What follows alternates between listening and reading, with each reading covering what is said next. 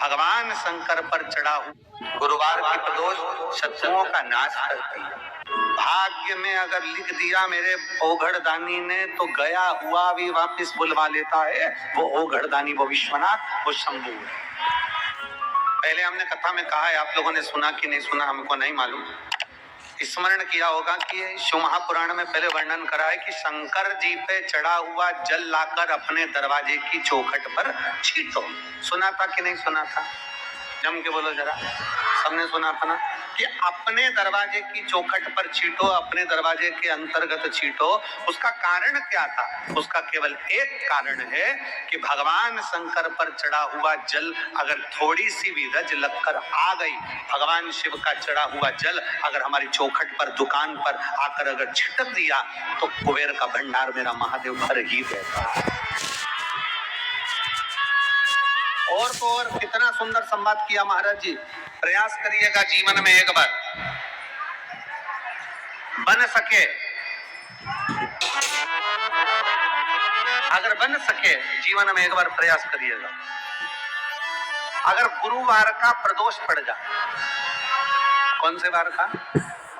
गुरुवार का प्रदोष पड़ जाए, बृहस्पतिवार का यदि प्रदोष पड़ जाए तो प्रदोष के दिन, प्रदोष काल में, प्रदोष के दिन, प्रदोष काल में किसी शिवालय में जाएं, शंकर के मंदिर में जाएं, एक ही दिए के अंदर एक फूल बाती, कैसी बाती है? फूल बाती, और उसी दिए के अंदर एक लंबी बाती, दो बाती। कौन सी बाती हैं? जम के बोलो जरा। एक फूल बाती, एक लंबी बाती, दो बाती। एक ही दिए के अंदर फूल बाती, लंबी बाती दोनों रख लें। थोड़ा सा घृत की बातियां, तेल की बाती नहीं, घी की बाती रखें, और दोनों बातियां उसमें रखकर 3 बेलपत्र भगवान शंकर के मंदिर में लेकर जाएं। दिए को भी प्रज्वलित नहीं करना है। पहली बेलपत्र नंदीश्वर की जो ऊपर का भाग होता है, जिसको हम शिव तत्व भाग कहते हैं, नंदी के पीठ पर एक भाग होता है जिसको शिव तत्व भाग कहा जाता है, वो नंदी की पीठ पर जो भाग है वहां पर एक बेलपत्र समर्पित करें। दूसरा बेलपत्र आप जो माता पार्वती जी का, जैसे ये शिवलिंग है और ये गोल भाग है, ये माता पार्वती जी का हस्तकमल है, तो माता पार्वती जी का जो हस्तकमल है, इस हस्तकमल पर कहीं पर भी एक बेलपत्र आप समर्पित कर दें। और तीसरे नंबर की जो बेलपत्र है, तीसरे नंबर की जो बेलपत्र है वो भगवान शंकर पर समर्पित कर दें। जो दिया आप लेकर गए हो मंदिर में, उसी दिए को नंदी और महादेव इन दोनों को दर्शन कराते हुए अगर मंदिर के अंदर लगाने दें दिया तो ठीक है, ना लगाने दें तो दीप को बीच में बस स्पर्श कराकर भले बाहर जाकर लगा दो, पर प्रयास करो वो दीप वैसे तो बीच में, नंदी और शिव के मध्य में वो दिया स्पर्श होना चाहिए। जैसे ये नंदी है और ये शिव है, तो इसके मध्य में दीप स्पर्श कर ले, भले उसको जलाने ना दे, पर स्पर्श मात्र कर कर अगर आपने एकांत में कहीं पर भी ले जाकर लगा दिया, उस दीप को जला दिया, तो गया हुआ कितना भी करोड़ रुपया हो, वो धीरे धीरे कर कर गया हुआ धन हमारा वापिस आता ही है। कोई खाकर भी बैठ गया तो देगा जरूर, वो धन आएगा जरूर, कैसे भी आएगा, पर अपनी संपदा वापस। जिंदगी की मान लो अगर कोई ऐसी घड़ी आ जाए,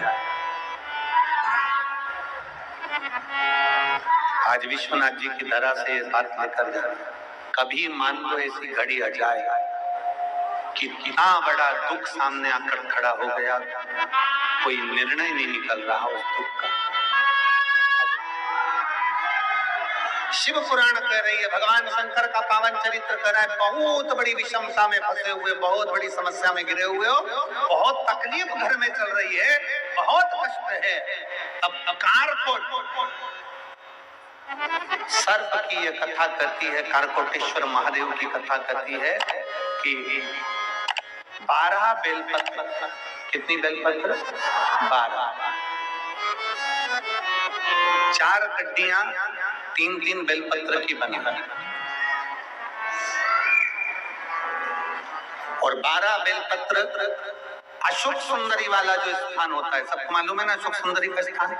अशोक सुंदरी वाला जो स्थान होता है वो 12 की 12 बेलपत्र की 4 जो गड्डियां हैं, वो गड्डियों को चार बेलपत्र का जो क्रम है वो पूरी गड्डियों को तीनों चारों को ले जाकर शंकर भगवान के उस सुंदर अशुभ सुंदरी वाली जगह पर केवल महीने की किसी भी महीने की 2 प्रदोष आप अपने हृदय से बाबा की अशुभ सुंदर वाले स्थान पर समर्पित कर एक लोटा जल शिव जी को उत्तर की ओर मुख कर समर्पित कर कारकोटेश्वर महादेव का नाम लेकर समर्पित करिए।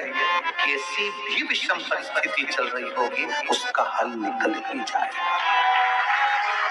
उसका हल निकलेगा ही। गड्डियां बनाइए, बेलपत्र पर बेलपत्र रखकर चार बेलपत्र की 3 गड्डियों का स्मरण कर बाबा के स्थान पर समर्पित कर बड़े दिल से बाबा को अपने हृदय की बात कहकर जल शिव जी को उत्तर की ओर मुख कर बैठ कर बाबा को जल समर्पित करें। कारकोटेश्वर महादेव अवंतिका खंड में, स्कंद महापुराण के अवंतिका खंड में कारकोटेश्वर महादेव का वर्णन किया गया। कारकोटेश्वर ने विचार कर लिया कि मैं क्या दे सकता हूँ, शिव को क्या समर्पित कर सकता हूँ। कितनी भी विषम परिस्थिति हो, कितना भी तकलीफ की घड़ी चल रही हो, अशोक सुंदरी वाली स्थान पर अगर बेलपत्र के बाद 12 बेलपत्र समर्पित, और आप अलग अलग विभाजन कर नहीं भी चढ़ा सकते तो 12 एक साथ मिलाकर चढ़ा और चढ़ाओ और उत्तर की ओर मुख कर शिव को जल समर्पित करो। बाबा से कारकोटेश्वर महादेव का नाम लेकर दिल से प्रार्थना करो, मेरा देव अधिदेव महादेव सुनता जरूर है, सुनता क्यों ना सुने। अगर विश्वास रखकर कराए, प्रयास करना, जब जिस महीने में जो प्रदोष पड़ा करे, जब प्रदोष पड़े, बन सके 1 बेलपत्र, बन सके 5 बेलपत्र, शमी पत्र, हरे मूंग,